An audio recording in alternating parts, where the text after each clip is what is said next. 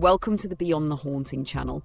Today I will tell you about the story of darkness over Blackthorn Island. Let's begin. Ethan Carter sat in tense silence, his gaze locked on the windshield of the helicopter. Outside, the night stretched endlessly over the restless ocean, and in the distance, Blackthorn Island emerged like a jagged wound beneath the crescent moon. The mission was simple: find and capture Victor Graves, a sadistic killer who had painted his name in blood across more than 30 victims. He had chosen this forsaken island as his final stand. The rotor blades sliced through the air, their steady rhythm masking the unease tightening in Ethan's chest. Around him, 5 SWAT operatives clutched their weapons, while 2 FBI agents sat stiffly, their jaws clenched. "Prepare for landing!" the pilot barked over the headset. But before the words had fully left his lips, the sky erupted. A blinding lance of lightning split the heavens, striking the chopper with a deafening crack. The explosion tore through the aircraft, metal shrieking as flames burst from the engine. "Damn it, we're hit!" a SWAT officer roared. Gravity seized them. The helicopter spun wildly, plummeting toward the ocean like a wounded beast.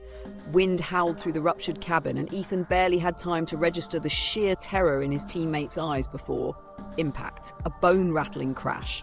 Metal twisted, fire raged, then nothing. When Ethan opened his eyes, a searing pain pulsed through his skull. Smoke and flames licked at the night air, casting eerie shadows across the shattered remains of the helicopter. The stench of burning fuel mixed with something worse: blood. 4 of his teammates were already dead. Their twisted bodies lay motionless amid the wreckage. Only he, Sarah Briggs, and Officer Mike Reynolds had survived. Sarah's breath hitched. "I hear something in the forest." A low, unnatural sound rippled through the air. Not the rustling of leaves, not the wind. It was something alive, something breathing. Mike gritted his teeth, raising his rifle as he flicked on his flashlight. The beam of light cut through the darkness, revealing a pair of glowing red eyes. Then it lunged. A flash of claws, a blur of motion, a wet, sickening, tearing sound. Mike let out a strangled scream, but it was already too late. His body was ripped in half in a gruesome spray of blood. "Run!" Ethan seized Sarah's wrist, yanking her into the jungle as the creature's snarls chased them through the night.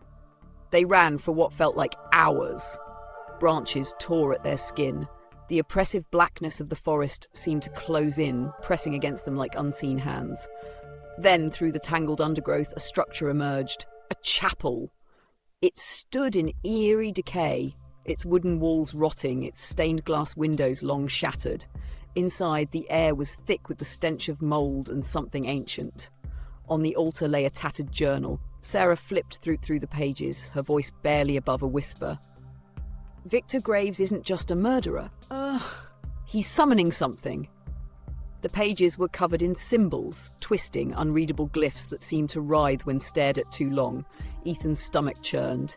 This island wasn't just a hideout, it was a trap! Then, bang! The chapel doors burst open. A tall figure stepped through, his face twisting into a manic grin. Victor Graves. "Finally," he rasped, his dark eyes gleaming.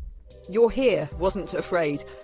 He wasn't a fugitive running for his life. He was waiting for them. His voice dripped with madness as he spoke of the Ancient One slumbering beneath Blackthorn. The murders, the bloodshed, they weren't random acts of violence. They were sacrifices. "They will rise soon," Graves whispered, his grin widening, "and no one can stop them." With a sudden flick of his wrist, he drew a knife.